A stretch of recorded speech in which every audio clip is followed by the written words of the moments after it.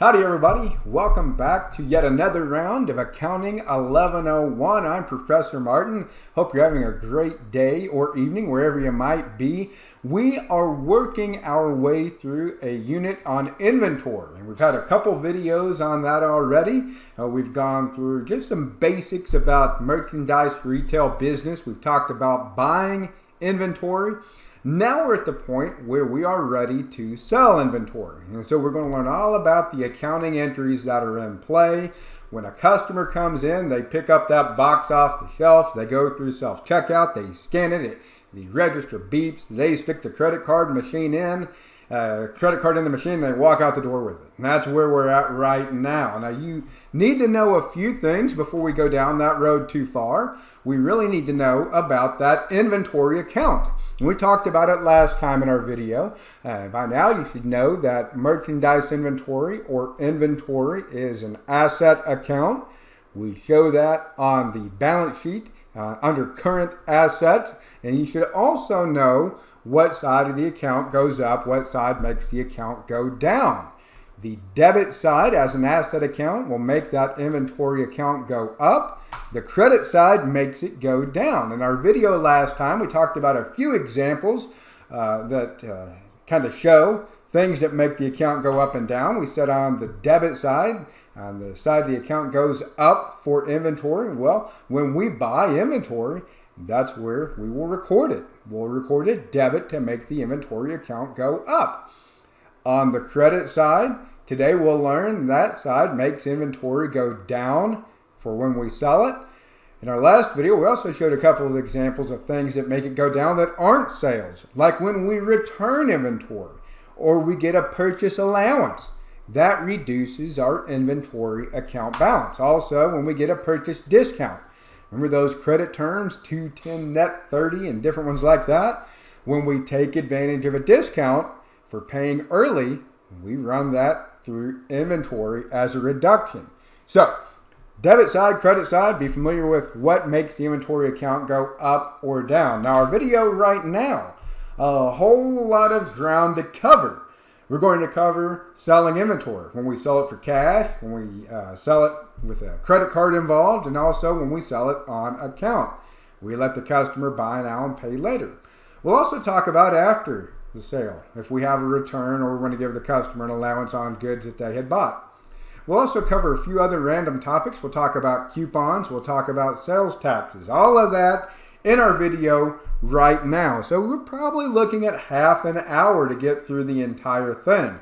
My advice would be make sure you're well rested.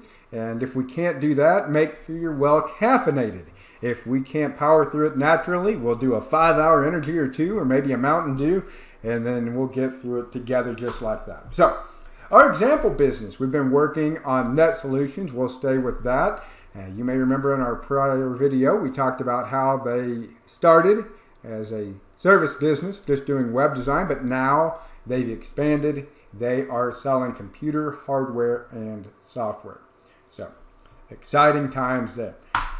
A new account that we're going to be talking about, sales, or I may also call it sales revenue. As the title implies, it is a revenue account. As a revenue account, it is going to go up on the credit side. So when we sell a product and we deliver that product and complete the transaction, we will be crediting sales or sales revenue. Returns and allowances are going to reduce our sales revenue account, and we'll hit that on the debit side to make that account come down. Now, our book, it's important to point out, will show returns and allowances as a reduction to sales or sales revenue on the debit side. A lot of books will give you a whole separate account to track those. And it kind of works as a contra revenue account. They'll actually show a separate account for sales returns and allowances. And it'll kind of offset sales revenue. And that's when businesses have a whole lot of sales returns and allowances that they want to actually have a separate account to track them. For our purposes, we're going to make it simple, and we're just going to debit the sales or sales revenue account when we have the returns and allowances. So, important point to make as we get into the journal entries here talking about selling inventory. Every time we sell an item of inventory, we have to make 2 count them two different entries. You remember when we were doing revenue entries on services, we only had to make one. We made one entry to show that we had revenue and then the cash or accounts receivable involved. Well, that entry is kind of back, but we have to add a second one to it. The first entry is to record the revenue and the asset we got. As I mentioned, in a sales transaction, we can get the asset of cash. We can get the asset of an accounts receivable. Okay, maybe we get both of them in the same transaction. The customer makes a down payment and pays cash. But that's entry number one, the revenue and what we got from the sale. Entry number two is the new one that we have to add in because now we're dealing with inventory. We didn't have this entry when we were just selling a service, but now we're dealing with inventory. So entry number two, recording cost of goods sold and taking that out of inventory. We sold the inventory, we don't have it anymore. So we've got to remove that cost out of inventory. So two entries. Enough talk. Let's do some accounting. Net Solutions sold merchandise for $1,800 in cash. Cost of goods sold was $1,200. So here we go. We sold products, $1,800. Cost of goods sold, $1,200. How are we going to set it up? Entry number one.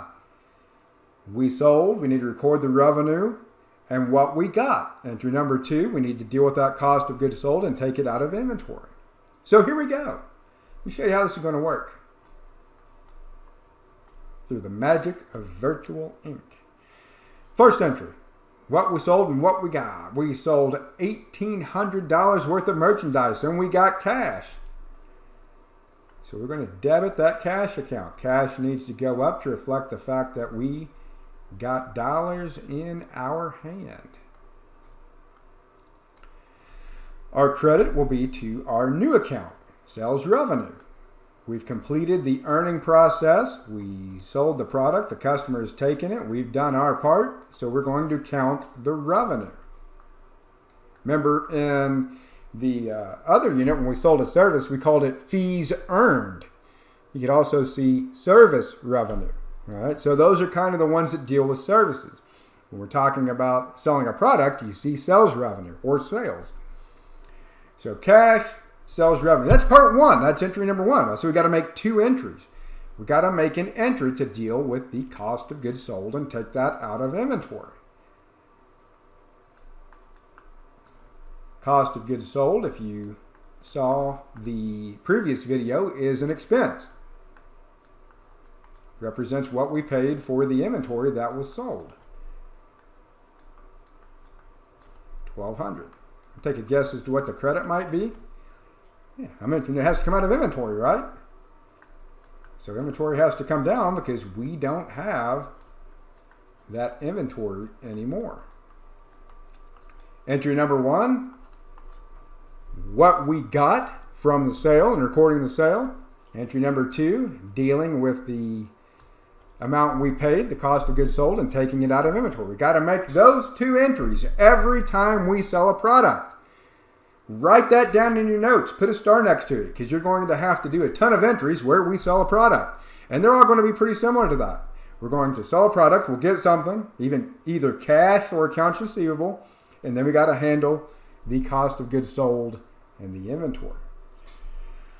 Let's look at it from an account impact, from the accounting equation here. Again, posting them over to the accounts just for practice here and show you the process. If you're already familiar with it, exact same idea. There's my $1,800 in cash, $1,800 in sales revenue, just like I journalized it. Asset side goes up $1,800. Equity liability side goes up $1,800.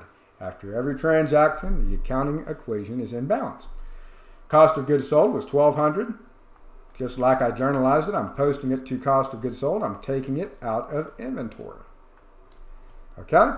So, when you look at that transaction, sold for $1,800, cost of goods sold was $1,200, hopefully the wheels start turning. We learned about in the last video the idea of gross profit or gross margin. If you've forgotten, notice I said if you've forgotten. I didn't say if you haven't watched it. I'm not going to make myself sad by assuming you didn't look at the video. Either way, we learned that gross profit or gross margin was sales minus cost of goods sold equals gross profit. 1,800 minus 1,200, 600. $600 gross profit on that particular sale. Now remember, gross profit is a calculation. We're not making a journal entry for gross profit. That profit just kind of happens automatically when we make the regular journal entries, right? We journalized that part of the transaction, we journalized that, and we make that calculation. We see we earned $600 in gross profit or gross margin on that particular sale. All right, that's it. Easy, right? That's what happens when we sell inventory for cash. But you all know, you've been around the block enough to know that people don't walk into a store with a sack full of $1,800, do they? No, they're going to pay with a check, and more often, more likely than not, they're going to pay with a credit card, right? Especially a big transaction like that. No one's carrying around $2,000 to go to the hardware store and buy $2,000 worth of hardware. They're going to use a card, credit card, debit card. If you're really, really techie, maybe you'll have a card linked to your wearable and you'll just walk up to the machine and scan it.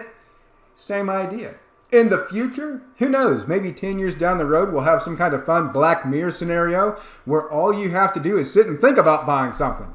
And then your credits will be deducted directly from your account, right? We're not quite there yet, so I'm not sure how the accounting for a Black Mirror scenario is going to work. I need to brush up on that. But I do know how to handle the accounting for a scenario where credit cards are in use, okay? And it's actually pretty easy. It works just like I showed you before with that cash debit. The only difference is going to be handling the credit card fees. Credit cards don't operate for free. The way they make money is charging a fee to the retailer who accepts the credit card or the business that takes the credit card. So every month or periodically, we have to record the fees for the credit cards. So on March 30th, Net Solutions pays $4,150 in processing fees to the credit card companies. Usually the credit card fee is like a percentage, 1-2% of whatever the transaction is. The retailer pays that. They'll pass it along to the customer in higher prices in that form, but the retailer's going to pay it. So when they pay that at the end of the month or at the end of the period, we'll have a debit to the expense account for the amount and a credit to the cash account. And that's really the only wrinkle that's going to be different than what I showed you in that transaction where we debited cash. Okay, most credit cards will remit that amount at the end of the evening, or in a very short lag time there. So not a lot to worry about from an accounting standpoint if it's a credit card. We just debit the cash account. What if we sell on account? I mentioned before, anytime you see terms, N30, 210, N30, whatever the case might be, those are credit terms. When you see that, you know there is an on-account scenario. If we're buying inventory, it's an accounts payable. If we're selling inventory, it's an accounts receivable. We're selling inventory. We sold merchandise on account to Digital Tech for $18,000. Cost of goods sold was $10,800. So Digital Tech comes in, they want to buy computer hardware. We say, yeah, we'll sell it to you. Just pay us in 30. Companies do that to encourage sales. And that way it can get people in the door, get them to buy stuff. So, 310.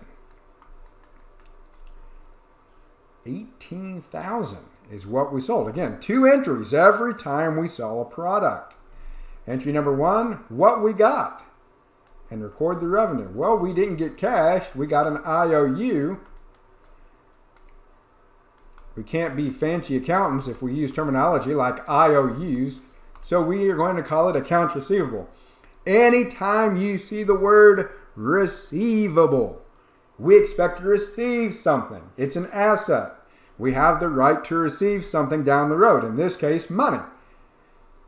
18,000 of those monies to be exact. And we're going to credit our friendly new account, sales revenue. 18,000. All right, that's entry number 1. Entry number 2, to record cost of goods sold. COGS, as some people like to call it. Cost of goods sold, again, expense account represents the amount we paid for the inventory. $10,800. Our credit, we got to take it out of inventory because we don't have that inventory anymore. So there you have it. Very, very similar to the entry we did before where we sold for cash. The only difference is what we got. We got accounts receivable instead of cash. If we got both, if the customer made a down payment and then an IOU for the remainder, we'd have 2 debits. We'd have a cash debit for the amount of cash they paid and an account receivable debit for the remainder that they owe.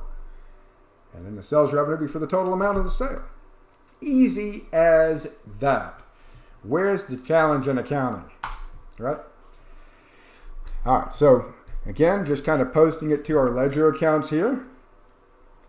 No cash involved in that transaction. We have $18,000 that we booked as a debit to AR. $18,000 in sales revenue. Cost of goods sold was $10,800. We take that out of inventory. Right on. And get practice. If you want some practice, you're maybe still struggling to remember what side goes up and down.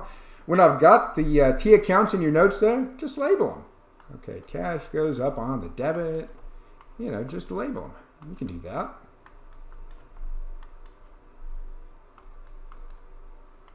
Expense accounts go up on the debit.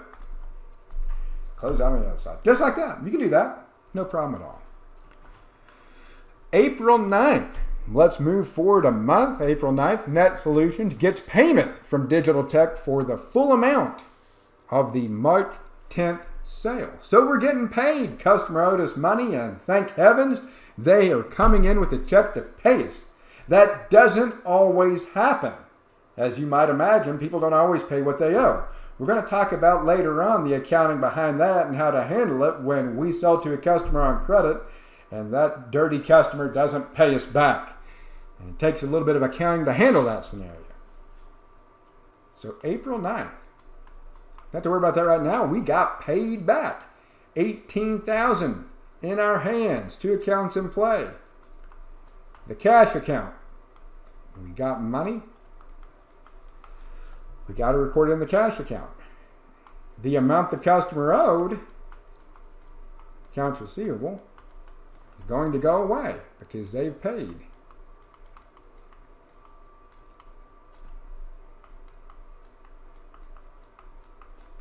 That's it. So wait a second. What about revenue? What about cost of goods sold? What about all that stuff? No. All we're doing here is collecting a payment. We've already recorded the revenue. Right? We recorded that when we made the sale. If I record revenue when I make the sale and then again when I get the payment, that's called double counting revenue. And we have a real fun, fancy accounting term for that. That's called fraud. And people who like to double count revenue, they go to jail. It's not fun. Okay, so don't double count revenue, as tempting as it may seem. We've recorded the revenue at the time of the sale. We dealt with the cost of goods sold and took it out of inventory at the time of sale. All we're doing here is collecting a payment. We don't have to do anything else. That's it. So, we sold for cash, we've taken a credit card, and we've also sold on account. What's next? Let's talk coupons. I'm a big coupon guy. As an accountant, I am a notorious cheapskate. And I do not like to open my wallet for much of anything. All right? That's why I love coupons. Kroger will send me coupons, and they'll give me 40 cents off my OJ. Every now and then, they'll give me a free thing of something in those coupons. So I look out for that every month like a hawk. So how do we account for that when we take a customer's coupon? First of all, the example that I have here, when you get coupons in the mail, maybe you get them in the Sunday newspaper. Those are point of sale coupons, meaning you take them to the retailer, you give them to the retailer at the time of purchase at the point of sale.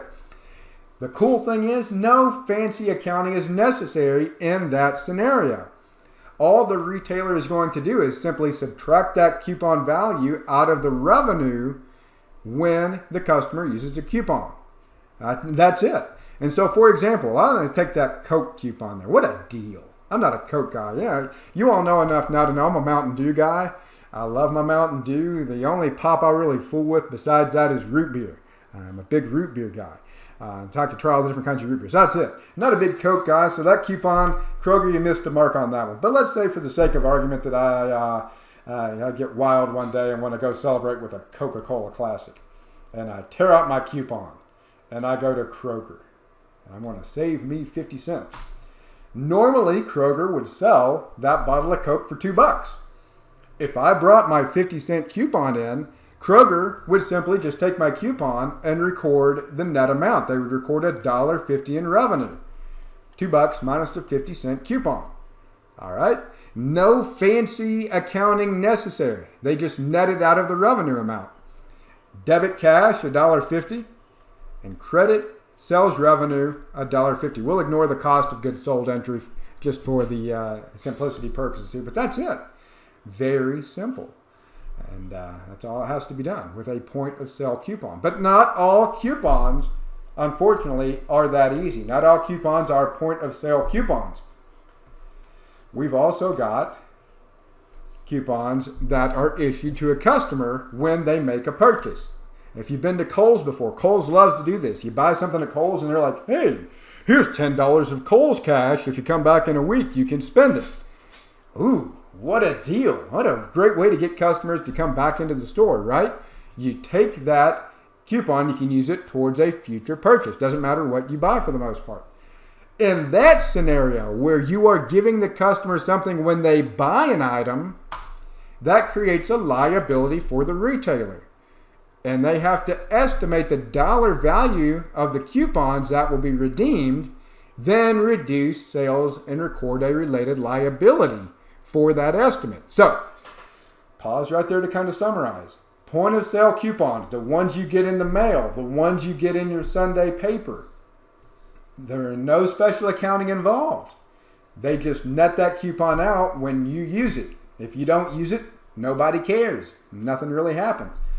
But in a scenario where you're getting a coupon when you buy something and that coupon is to be used later on, Gap, Kohl's Cash, and different retailers do that, that makes a liability for the retailer. They got to estimate how much of those coupons will be redeemed and record a liability for it. So, how about an example?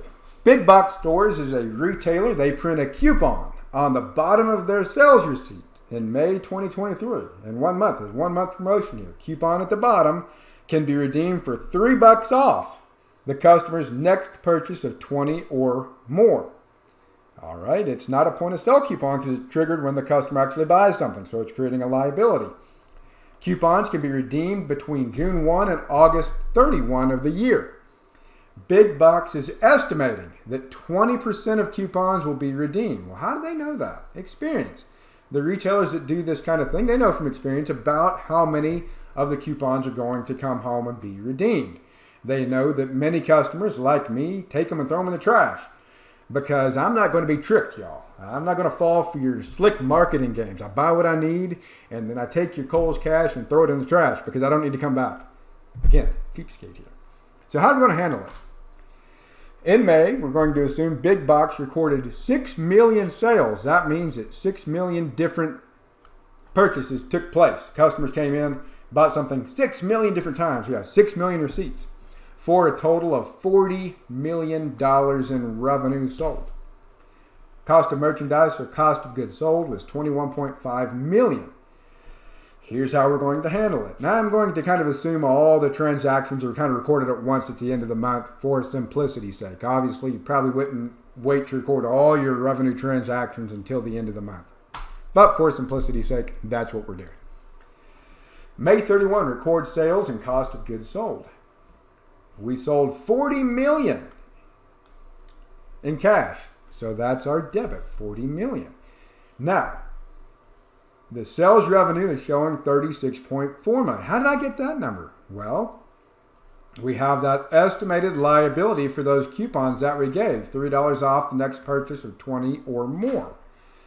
6 million sales times $3 per coupon times 20% that we estimate will be redeemed means we're guessing. We're estimating. I probably shouldn't say guessing. We're guesstimating. 3.6 million of those coupons are going to come in and be redeemed. So we got to make a liability for that because we're giving people a discount when they bring in those coupons, giving them $3 off. So 3.6 million is our liability, estimated coupons payable. Again, anytime you see payable, it's a liability. We got to pay somebody something, or we got to fulfill some kind of obligation. In this case, give people $3 off.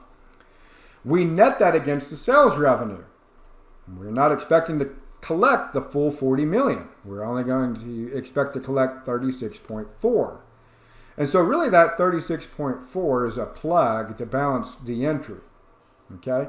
We know the amount of cash that we sold for. We made our estimate. We put the sales revenue in as a plug. Cost of goods sold, nothing fancy there. We just book it. Debit cost of goods sold, credit inventory. So that's how we originally recorded. Now let's assume that we go forward 1 month. And now it's June. We've sold $52.5 million worth of merchandise with a cost of goods sold of $28.1 million. No more coupons issued because that was only in May. It was a 1 month promotional thing. But 800,000 people came in June to redeem their coupons. 800,000 May coupons redeemed in June. So here's the amount of cash that we collected. $50.1 million. You can see we sold $52.5 million. What in the world? We sold $52.5 million, but we didn't collect all of it, did we? Because we gave people a $3 coupon. So that cash amount, $50.1 million, is the amount we sold minus the coupons that were redeemed. Since we redeemed the coupons, we can take away that estimated coupons payable and reduce it. And that's what that debit right there is doing. We took 800,000 coupons times $3 per, 2.4 million in liability removed. We know the sales revenue amount. We know the amount of coupons that were redeemed. The cash is a plug. Amount sold minus the discount coupons that we honored. We plugged in $50.1 million in cash. So a little bit of math involved. They got to think about it a little bit, but the big thing is that estimated coupons payable. The liability count. We're estimating how many coupons are coming home, and then when they come home, we take away the payable. And you might be thinking, well, now wait a second. You estimated 3.6 million in coupons were coming home. You only cashed out 2.4 million of them. What's going on here? Well, in real life, when we're using estimates, very rarely are we 100% accurate. Heck, even when we don't use estimates, sometimes we're not 100% accurate. And so there's going to be a scenario where we've either overestimated or we've underestimated the amount of coupons that come back. Real simple. If we've overestimated, we took too much out of revenue by overestimating the amount of people who would come in and cash in the coupon. Then we simply, at the end of the promotional period, after the coupons have expired, recredit sales revenue for the amount of the expired coupons. We just count the revenue. And then we take away the liability with a debit. And so in that scenario where we have 1.2 million in coupons left over that didn't get redeemed, well, we overestimated. After the coupons have expired, we put it back into revenue and we take away that 1.2 million liability because we're no longer liable for it. Period's expired. If we underestimated, we'll end up with a debit on estimated coupons payable, and it'll be all wonky. And so we would credit estimated coupons payable to bring the liability to zero at the end of the period, and then we'd remove sales revenue. Lower it. Okay? And so that's one entry to kind of handle it if we overestimate or underestimate. You may have had rebates before. Hardware companies, Lowe's, Menards, Home Depot, they love rebates. Now, I'm not sure why that particular industry is so obsessed with rebates, but anytime it seems like you go to Lowe's, they have some kind of rebate thing going on. You buy 5 gallons of paint, here's a $20 rebate. Rebates work the exact same way. They can be point of sale rebates like coupons here or see Menards. 11% rebate sale. I don't have to do anything. I just go in, I buy something, they give me 11% off. No fancy accounting, just like the point of sale coupon with Kroger. They just net it out of revenue when they record the transaction. Then you have scenarios like Lowe's. You got a mail-in rebate. You only get that rebate if you buy something. You make a purchase, you buy paint, you buy lumber, here's a rebate. If it's that kind of scenario, the accounting works the exact same way as the Kohl's cash. You got to set up an estimated liability. You got to go through all those hoops. So that's how it works there. Hang in there. We've got 2 more little topics here. If you want to pause the video, take a caffeine break, get you some coffee, get you a Mountain Dew, whatever does it for you, and then come back and join us. We've got 2 more little topics we'll knock out. We'll talk about sales returns and allowances. We'll talk about sales tax. All right, so hopefully you're ready to go for that. Sales returns and allowances. We've sold an item, the customer's not happy, they bring it back. How do we handle that return process? At the end of the period, seller's going to estimate the amount of returns, refunds, or allowances that may have to be paid in the future. We can't just sit on our hands and wait for it to happen. We have to be proactive and estimate the amount we think that is going to be brought back so we can go ahead and record it proactively. And the reason for that goes back to the idea of matching. We're trying to match up revenue and expenses in the periods they occur in.